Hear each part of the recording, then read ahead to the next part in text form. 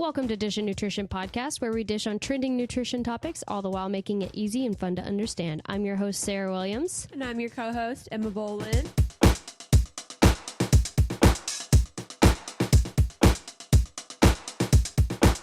Emma is back. Isn't it so nice to hear her voice again? Missed y'all dishing, fam. I hope everyone had a great 4th of July weekend and just celebrating America. And if you're not in America, I hope you also had a 4th of July with no ties to America. I don't know. Happy 4th of July. All right. Freedom. Freedom. America. Okay, so today we are going to be talking about something that's really trending. Obviously, that's the purpose of our podcast. And I probably don't have to say that anymore. Like the beginning of every podcast. I feel like I say that every time. No, it's good. Anyway, we're going to be talking about the carnivore diet. Yay. I'm so excited. It is the bane of my existence as a registered dietitian. I hate everything about it. I'm just going to go ahead and just say that. It is not my favorite thing. I've argued with many carnivore people online, but I figured there should be a specific spot on my podcast platform that people can go and reference to when they're like, hey, I wonder what Sarah feels about carnivore diet. Yeah. Here it is. Here it is. Emma, you brought the carnivore diet. You were like, what are these videos? Should I do it? All these claims are fantastic. Tell me what your thought on the carnivore diet is. So it's been all over my For You page, and it's essentially just eating, don't quote me on this because I haven't actually read into it, but from what I gathered, it was people eating farm to table or market style, just fresh meat, fresh eggs, cheese. I think that's what it is. It sounded like keto, to be completely honest. It is very, very, it's like a subset of keto, honestly. Yeah, but more high maintenance almost, because everything has to be more high maintenance. Yeah, it's okay. So I have what is it? I have the definition right us. Here. So the carnivore diet is an extreme elimination diet. I just want that doesn't sound too good. The first. If we've learned anything so far, elimination is extreme elimination is not fantastic. Okay, so the carnivore diet is an extreme elimination diet that involves consuming only animal products and excluding all plant-based foods. It is often considered a subset of low-carb or ketogenic diets, but it's far more restrictive. The diet consists exclusively of meat, fish, eggs, and animal-based products like cheese and butter, but no plant-based foods such as fruit, vegetables, grains, legumes, nuts, and seeds are allowed. Everything that I say I love on my podcast, they are not allowed. Yeah. Red meat, poultry, fish and seafood, eggs, dairy, which is optional because some people take the carnivore diet as only eating animals, whereas I feel like a good portion of the carnivore diet people, they also take into account animal-based products like butter, cream, all that stuff, and then also organ meats or liver. Yeah, liver. Don't you want a liver at just 8 a.m.? Delicious. As my toddler says, delicious. I could go for a fillet at 8 a.m. Come on now. Don't get me wrong. I love steak and eggs at a cute little brunch spot. Sweet. But I also like to counteract all that heavy meat with some leafy greens. Yeah. But whatever. Anyway, let's talk about the history of it. The concept of consuming an all-meat diet, obviously, this is not new. This is not a new revelation to society. Historically, some indigenous cultures specifically, those that were in harsh, cold environments like the Arctic, they obviously relied heavily on animal products for sustenance. And for instance, for specific example, the Inuit people traditionally consumed a diet primarily composed of meat and fish due to the scarcity of plant-based foods in their environment. Duh. You had to do what you had to do. So that makes sense. Exactly. You had to do that.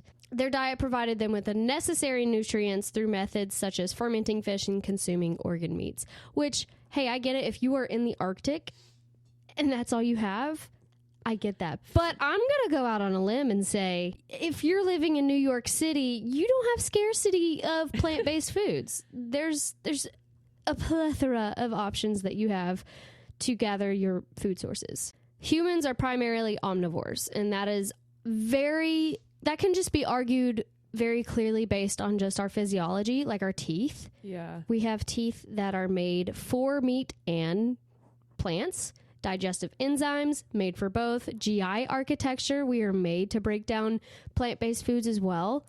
It's just look at the human physiology. Yeah. That's how we were made. The science speaks for itself. Yeah. Yeah. Like our bodies like both. They like meat and they like plant-based foods. This is obviously out of context of people who have very specific medical conditions, obviously speaking to the general healthy population. I will say meat, I talk about high protein all the time, and a lot of my protein sources are obviously going to be meat-based. And it's fantastic for a lot of vitamins and minerals, specifically protein, iron, zinc, selenium, B12, just so many. But we also need a full picture of health and diet, like a full balanced diet, to be able to fully maximize that food matrix, as well as not have any nutritional gaps that may occur while consuming an all meat diet. Like, you're not going to meet all your needs. Obviously, I've said this from day one. If you're restricting something, there's going to be a nutritional gap because you're missing that portion. Yeah, that makes sense too. Like, obviously meat is so high in protein. Protein keeps you full longer. And when you're cutting out, like when you're choosing to eat chicken instead of having a slice of pizza, like that's where, because I feel like for me, a lot of it was weight loss. Like everyone was like, oh my gosh, I lost 3 pounds in a week. And it's like, well, because you were eating more protein than you originally were. But also you're eating less foods because you've cut out how many foods like in the world. sugar, So you're just knocking out a ton of foods. So by association, you're eating less. Yeah. So is it the carnivore diet, or is it literally you're just eating less? Dun, dun, dun. All right. So the modern day emergence in this popularity, it really gained popularity and gaining traction around the early 2000s. And I have not seen a slow in pace. Specifically in 2024, I can still find thousands and thousands of Facebook pages, TikTok pages, all dedicated to living a carnivore lifestyle. Social media influencers and sharing their anecdotal success stories. Cough, cough. I'm not going to say his name because I don't want to get sued, but Jogan experience. Oh, his podcast was definitely persuading. Yes, because he has a huge following. No, I know. And anecdotal, okay, so I was listening to another podcast and they're saying anecdotal evidence is so much more convincing to the general public because having a success story and being able to put a face to that story is so much more powerful than saying, well, this meta-analysis says blah, blah, blah. And it you know, like, they're not going to read systematic reviews and all that stuff. So it's so much more powerful to the general public. Yeah, I agree with that. But also, there's so many errors in taking it as basically biblical information when it's just someone's success story. When it's just, it worked for you, but it might not work for someone else. It's like case by case. That's why evidence-based research exists. He has so much, like, there's so much other stuff for him specifically that goes on behind closed doors. 1,000%. He takes so many supplements. He does all this other stuff. He has so many resources that Joe Schmo down the road does not have. Exactly. So just because he did it, because he has hundreds of thousands of dollars to invest in it, doesn't mean it's a good idea. Exactly. So you have to look at the practicality too. Yeah. Who is this person? Exactly. So I'm going to talk about some concerns I have for the carnivore diet, basically all of it, but I'm going to break it down in this section to some essential vitamins and minerals that are absent in an all meat diet. Some things that you're going to miss out on if you just consume animal-based product. So number one, you're missing out on vitamin C. Vitamin C is huge. Vitamin C is important for collagen synthesis, antioxidant protection, immune function, and wound healing. When I was working in the hospital and someone like had a huge surgery or a burn, I would always prescribe or write in vitamin C supplement because it aids so much in wound healing. And I'm not saying like it's the only thing that affects it, but it helps so much. So you're missing that out when you have an all meat diet. Could you do a supplement? Like a vitamin C supplement? I mean, you could, but it's not the same. Like I've always said, like food first, supplement second. So if you're intentionally missing out on vitamin C because you're not eating the foods that have vitamin C, it just, you miss the point. Yeah. Does that make sense? Yeah. You know, and vitamin C is obviously found in fruits and vegetables. If you're deficient in vitamin C, we're going back to, I don't even know the time era. You're going to get freaking scurvy. Your gums are going to bleed. Era? Yeah. Like you're going to get freaking scurvy. Like the pirates. I don't know if it was pirates, but you know what I mean? Like, you're going to have scurvy. You're going to have a weakened immune system, and you're going to have fatigue. Like, it's embarrassing if you have a vitamin C deficiency because you're choosing to not eat things that have vitamin C. Not because, like, anything out of people's control if they're deficient in vitamin C. I'm not making fun of you, but if you were choosing to be an all meat based diet on purpose and you were deficient in vitamin C, I'm side-eyeing you. No, it's rude. There's so many people that would love to have it, like, that don't have it accessible necessarily. You know what I mean? Okay, so another essential vitamin and mineral that is absent in an all meat diet is potassium. And that's found in bananas, avocados, potatoes, leafy greens, beans, and other fruits and vegetables. Potassium is a very important electrolyte. It maintains a fluid balance, supports nerve function, and regulates muscle contractions, including the heart. You can have irregular heart rhythms if you are hypokalemic, which means, like, you're obviously low in potassium. High blood pressure, you can have an increased risk of stroke because long-term low of potassium levels are associated with a higher risk of cardiovascular events. That's crazy. It's so important. Oh my gosh. I can't believe I'm saying this. Please eat your fruits and vegetables in the year of our Lord 2024. This is a very opinionated podcast today, and I'm just letting it fly because I have to, like, withhold myself in my comment section because I don't want to get reported. People, they have the audacity. If they have one thing, it's the audacity. No, but I really do want to come in here and say, like, these are legitimately concerns if you participate in an all meat diet. And also, I just want to see, like, a carnivore, like someone who's been on the carnivore diet for a couple weeks. Like, what's their blood pressure? What's their cholesterol? Oh, no, 1,000%. Like, we'll get to the heart health aspect of it all. That's not healthy. And then another essential vitamins and minerals that's absent is magnesium, which is found in nuts, seeds, whole grains, leafy greens. Magnesium is involved in over 300 biochemical reactions in the body, including, like, energy production, muscle nerve function, and bone health. That's important. I'm going to go out on a limb and say magnesium is very important. So if you're deficient, the effects could be like muscle cramps and spasms, osteoporosis, which low magnesium levels can affect your bone density. So if you're chronically low in magnesium, that can lead to osteoporosis and mental health issues because deficiency is actually now linked to increased anxiety, depression, and migraines. Oh, wow. Yes. So very important for obviously mental health, but obviously physical health too. And this last one of the main concerns of the carnivore diet, freaking fiber. Where's your fiber? How are you pooping? It's the year of fiber. It's the year of fiber. Okay, I literally have an entire podcast on why fiber is so important to our health. I dedicated a day of my life to recording, editing, and posting about frickin' fiber because it is so important to our health. Where are you getting your fiber? It's not. You're not. You're not. You're You're not. Nada. So with an all-meat diet, you are getting basically absolutely no fiber. And just a quick synopsis of fiber, if you missed out on that podcast episode, fiber aids in digestion, promotes regular bowel movements, supports gut health, and helps blood sugar and cholesterol levels. So if you're chronically deficient in getting enough fiber for your body, that can lead to obviously constipation, increased risk of colorectal cancer, because I previously spoke on how, like, there is a high link between low fiber intake and colorectal cancer, and obviously poor gut health, potentially leading to, like, digestive orders like diverticulitis, diverticulosis, things that you just don't want to experience in your life if you have the option. If you can avoid it. Let's just make this easier for everybody. Let's not have these debilitating diseases if we could help it. Yeah. That is my main concern with the carnivore diet, is you are missing out on so much fiber, and the gut microbiota is probably going like, WTF, where's my fiber? I need to...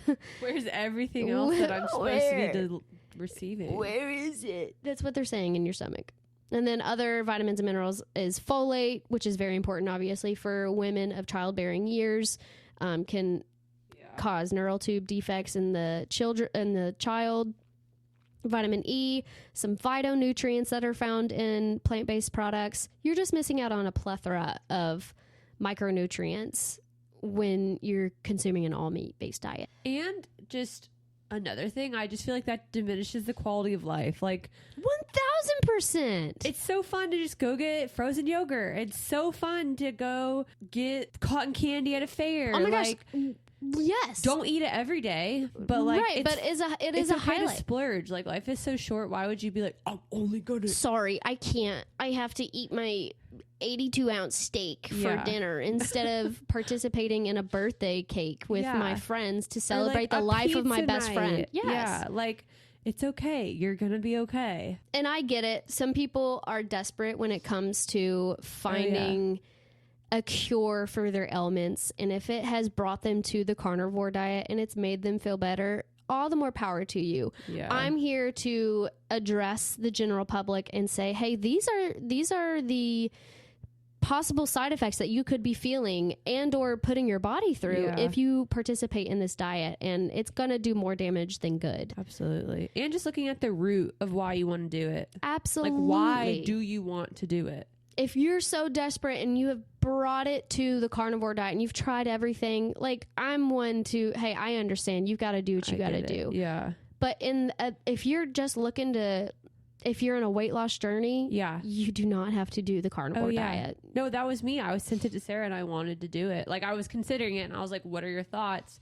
And I was like, okay, well, the root of why I want to do it is weight loss, because all these people are saying they've lost so much weight, but because they're not eating anything. Yeah, like let's look at why I'm not losing weight. Well, we talked about it kind of in our "Can you lose weight without psycho tracking?" We kind of touched on, eating a balanced diet and still enjoying the food you love. All right, another thing that concerns me about this, I don't want to call it stupid on air, but the not my favorite carnivore diet. There are people out there eating raw meat. Oh. Have you seen those videos? Yeah. Have you seen those videos where they wake up and they just take out a steak? No, and I'm like, okay, cool. Steak and eggs for breakfast. Okay, bougie. Good for you. And they just pile drive into that and they just... they do. They just put a slab of butter on it and they just eat it without cooking it.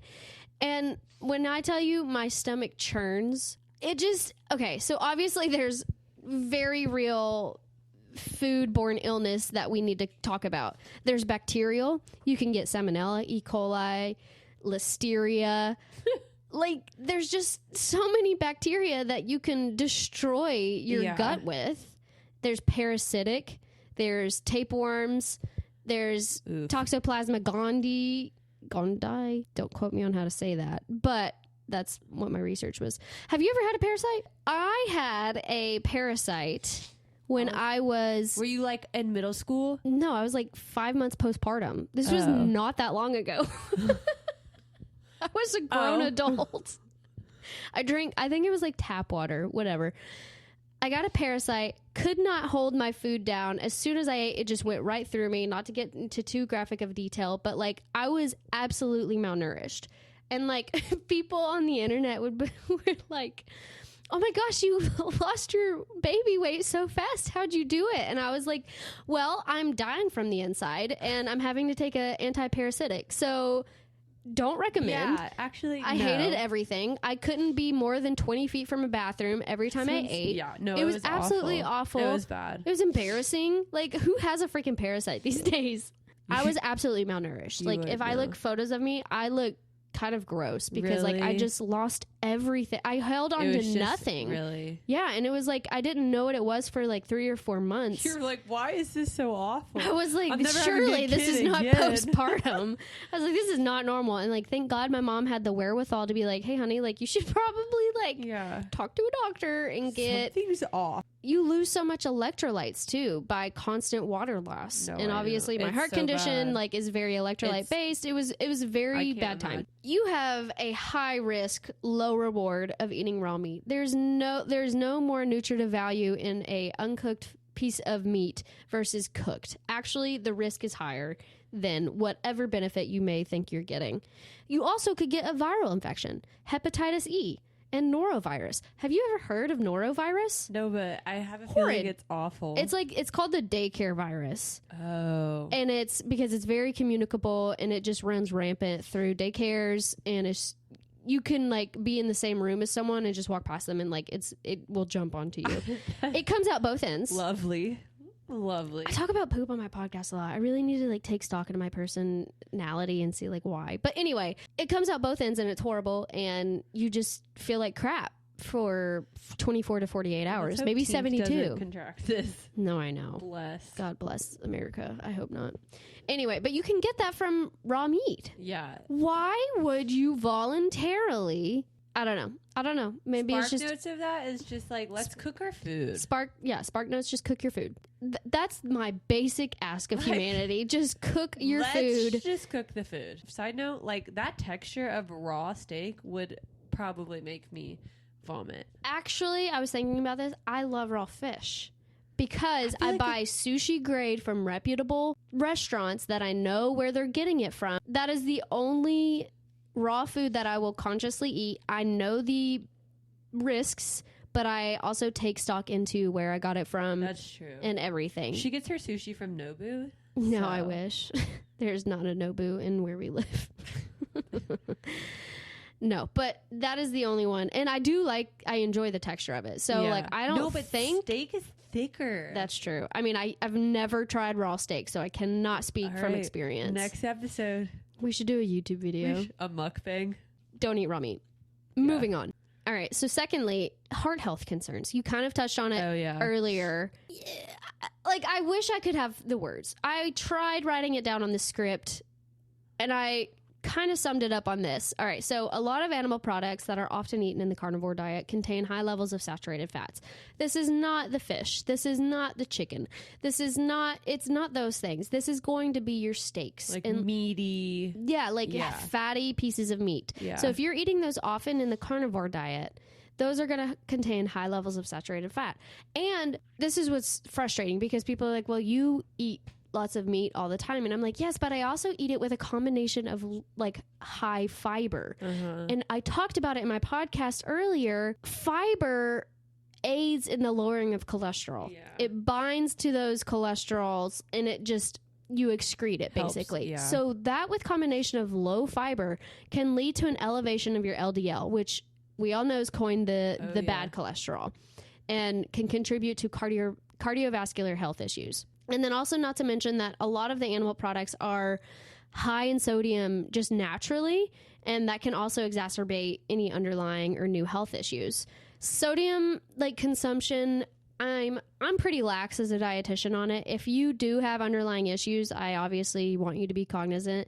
I'm a little bit more lax, but it is something if you're also putting your heart through all that saturated fat and the elevation of LDL, plus eating those high sodium pieces of meat, it's not going to be good. It's going to be bad. Yeah, not good for health at all.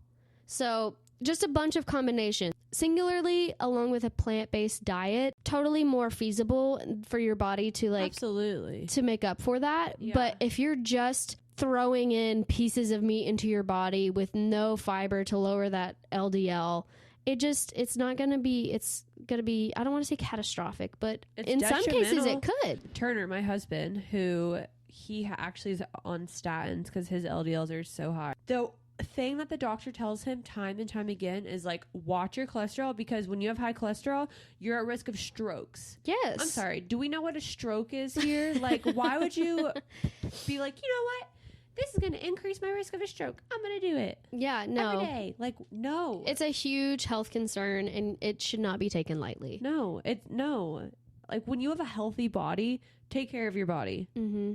And that does not mean God, it just gets me so amped up.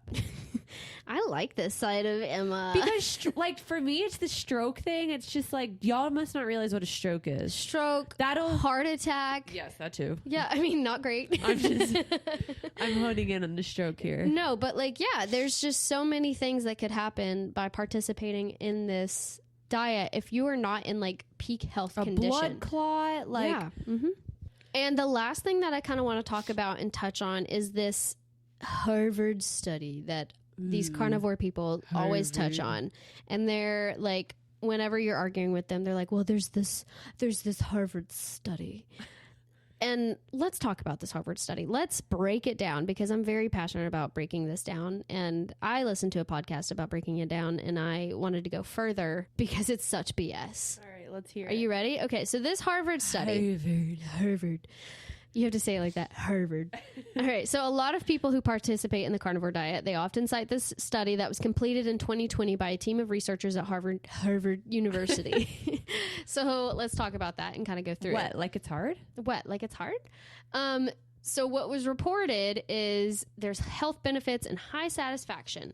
And 90% of the people who tried the carnivore diet saw improvements. And there is a quote associated with this study, and it is, "Meat is the only food that humans can survive on without supplementing. The perfect elemental diet for a sick person." And that quote makes me sick. Makes me sick. All right, so let's talk about it. So this 2020 Harvard study, it was actually a social media survey. Social media. Perfect. Horrible study Perfect design way to off. start. Yeah, I could probably stop talking now and people would just be like, oh, okay. Honestly. Anyway, so it was actually a social media survey that was conducted among people who stayed on the carnivore diet for 6 or more months. And they asked what they felt. So very subjective. That alone. There was no lab values drawn whatsoever.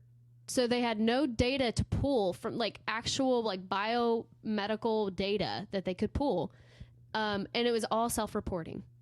All self-reporting. Self-reporting. So that's because we all know the general public has good intentions and are very truthful. And the last thing that I have an issue with this quote-unquote study, I have a hard time calling it a study because it's not really. It was a survey. Yeah, it doesn't sound like it has major selection bias because the people who were self-reporting on this diet were people who stayed on the diet for 6+ more months. So obviously the results are going to be more biased for those who had like a more success story for 6+ more. What about the ones who dropped out? Why did they drop out? Yeah. You know, there was just very huge selection bias. If you're going to do it for longer than 30 days, you're probably pretty committed. Like exactly. Oh, another thing, they didn't even verify what people were eating. It goes back to self-reporting, but this like was done at Harvard? This was conducted at Harvard. Yeah. Okay. Like the major issue this in the is not a study design. This is not a study. No. This is just like a fun little. It's just like putting a Q&A box on my Instagram. Yeah. They used SurveyMonkey and they said, just put it in. I really hope we're going to publish it. I really hope they used SurveyMonkey. They probably did. That's what it sounds like. So obviously a huge issue in the study design, and it completely just misrepresents any valid data. So horrible study design. I put that multiple times. And I also put this, I said it earlier in the episode, but anecdotes are just so much more powerful in today's world than actual data, because again, people aren't going to be like, oh well, I read the systematic review and the study design was blah blah blah, like double blind, you know, like they're not going to care about that. They want to know if an influencer tried this for 10 days and they felt semi good on a subjective terminology on quote unquote what good means to you. Exactly. And they have a face to put with that, and they're going to take it as fact. That's called marketing. Marketing, that's confirmation bias, whatever you want to call it. Like you're trying to promote something. Get you an influencer. Get you an influencer. That's 1000%. Yeah. So looks good with the brand. Some takeaways from today's episode was very hot and heavy, and I love it. We were very fired up. Anyone who listens on the you might want to turn this down because we're locked and loaded you should today. Probably go to the doctor. Yeah, but like synopsis, major red flags of the carnivore diet. Essential vitamins and minerals. There's a ton that are missing from the diet that are very important for just basic human metabolism. Yeah. Fiber. You're missing out on fiber, which is directly linked to risk of cancer if you are low in your fiber. There's a lot of risk versus potential benefits. Yeah. And I have always said this. One, obviously, this is for the general public. This is not people for like who have specific medical conditions. If you are being advised by a medical doctor and or dietitian, like this has nothing to do with you. This is just for people who are scrolling TikTok, see a carnivore diet, and they're like, oh my gosh, I need to try this. So much more beneficial. One, for just your basic body metabolism and function, to consume a diet that's bountiful in plant-based foods as well as animal-based foods. I mean, there's obviously vegetarians, vegans, but people who do consume are omnivores, basically. it is so much more beneficial to have an omnivore diet versus an extreme elimination diet that is the carnivore diet. Obviously, don't eat raw meat. Do you want me to tell my parasite story again? Because I will. It's more concerning with the lack of fiber, with the amount of saturated fats that you're eating. Obviously not great for your heart. And then obviously that Harvard study that we touched on. I genuinely do have the general public's health best interest in mind when I have no vindictive underlying motive. I'm not powered by big plant or big balanced diet. Sponsored. This isn't a sponsored. This is not. That's a very good point. This is not a sponsored podcast. We are literally doing it out of my guest bedroom, and I just feel so passionate about these topics that just educational, and I just want people to make a very educational based decision when it comes to their health. Like, why this random person is telling you what to put in your body, but would you listen to them if they told you how to, keep your marriage going? Like, no, they're a random person. So why are you listening? I don't know. Like, no, it's a good point. Like, what? Who is this person? Why do you trust them? And honestly, you should question me. Like, question, why do you value what I say? Like, just be very specific on who you follow. And I think we say this every episode, but I just want you to be wary when it comes to just blindly following a diet because someone said they may have lost 5 pounds. Yeah. They may feel more energetic. Like, what does that mean? Yeah. What does that mean you feel more energetic? Like, that is so subjective.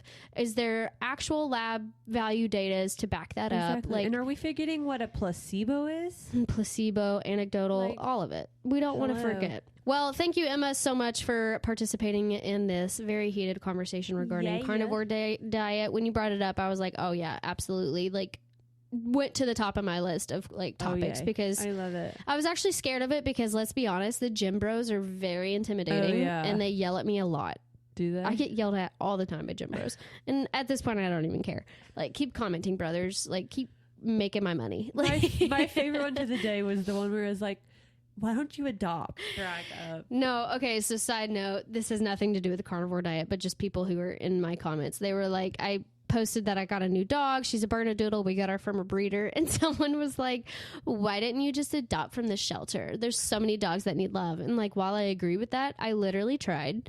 I was obsessed with this dog. Her name was Bonnie. She was at the Humane Society.